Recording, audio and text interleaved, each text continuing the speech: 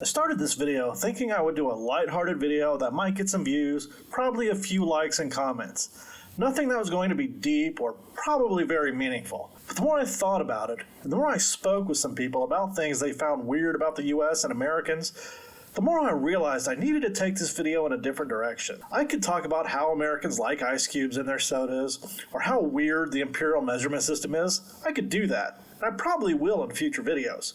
But I don't want to miss the opportunity to talk about nationalistic patriotism or systematic racism that leads to black males being killed by police at an alarming proportion. I would miss the opportunity to talk about the love affair Americans have with guns, or how many Americans proclaim America to be the greatest country on the planet without any real evidence to support that conclusion. I could make that safe video that would probably get a lot of views, but I don't want to play it safe. I want to have a conversation about things that actually matter. I had planned this video to be like a 10 reasons why, a list type video. But when I started planning it out, I realized that just wasn't going to work. Because I want to go more in depth into each of these topics. So I'm going to have this be a regular series on the channel. And I don't want my channel, and I don't want this series to become only America bashing. Because that isn't my intent. But my intention is to talk about things that need to change. I feel like now that I've been away from the US for a little while, I have a little bit more perspective and I can see things that maybe I wasn't looking at too closely before, and I can see them in a little bit more perspective after speaking to people that aren't from the US. I think being away from your home country and meeting other people can really help to focus your perspective and to realize the things that you may have missed when you were living somewhere. So this video series will focus on these events from my perspective as an American who has left the country, but who still feels like America is their homeland and where they're from. I'm not saying I ever want to go back to America, but I do care what happens because it's important for me and frankly it's important for the world. And I want to start this series by talking about American patriotism. In America, you see it everywhere. You see flags flying from buildings, in front of people's homes. If a politician doesn't wear a flag on his lapel pin, they're branded as un-American.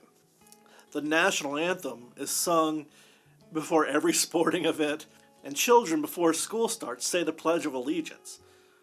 These things are not found in a lot of other countries that are democracies. If you come to Germany, Germans think it's very strange the level of professed patriotism that is shown by people in America. It can be very off-putting to them, especially given their history of nationalism. So they're very sensitive to these trappings of patriotism, and actually it's nationalism disguised as patriotism in my opinion. And you can see this by the way that people are branded if they don't toe the line. If an athlete before a game kneels during the national anthem, they're branded as un-American, because how dare an athlete use their platform to take a stand against something they feel strongly about using their First Amendment rights? How dare they? In fact, by saying these things and making this video, I will probably be branded as, you know, an anti-American libtard by a lot of people. And you know what? I'll gladly fly that flag if it gets my point across and if I can help people understand why Americans do what they do and help change things. Because that's what I want to do. I want to help change things. You know what? And it isn't even just patriotism.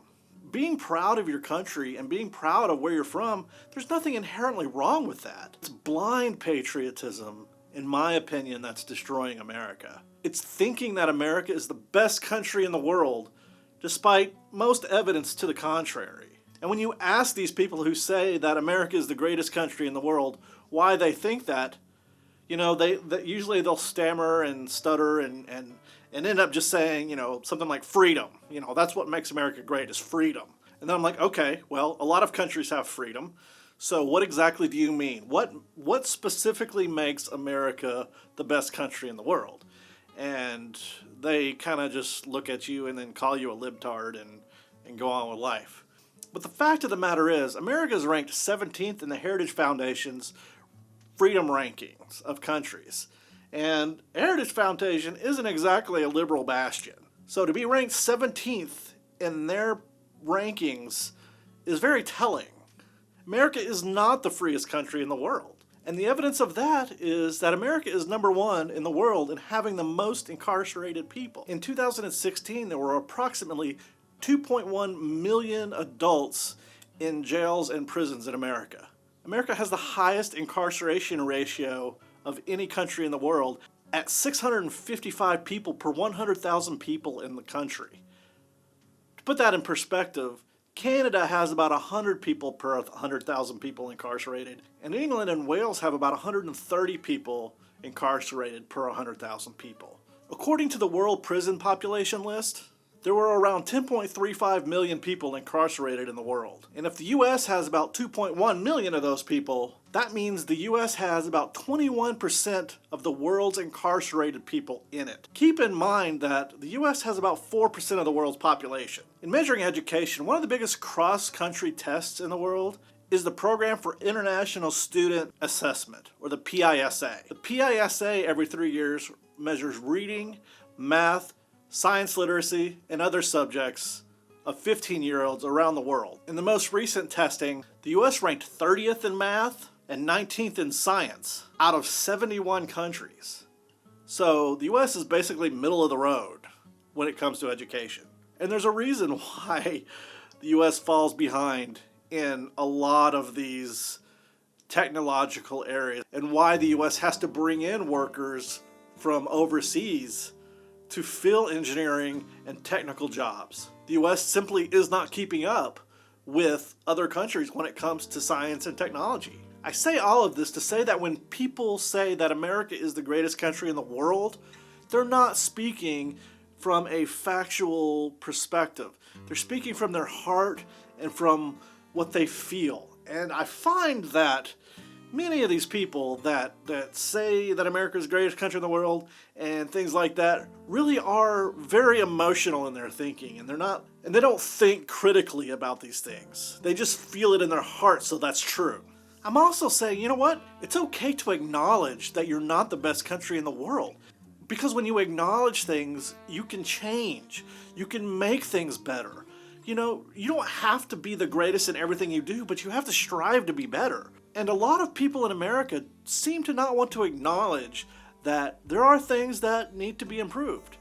When people say that America is the greatest country in the world, they're saying that nothing needs to change, that it's perfect the way it is. I also don't understand why the people that say America is the greatest country in the world, for the most part, are the same people who claim that they want to make America great again.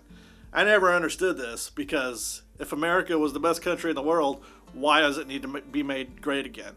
And when you say you want to make America great again, what exactly do you mean? When do you mean? When was America great that you want to go back to? The 50s? The 60s? You know, in another video, we'll talk about that subject. I don't want to get into it here. But they're never clear on, when they say make America great again, when they want to go back to that America was great. And then they're implicitly acknowledging that America isn't the greatest country in the world.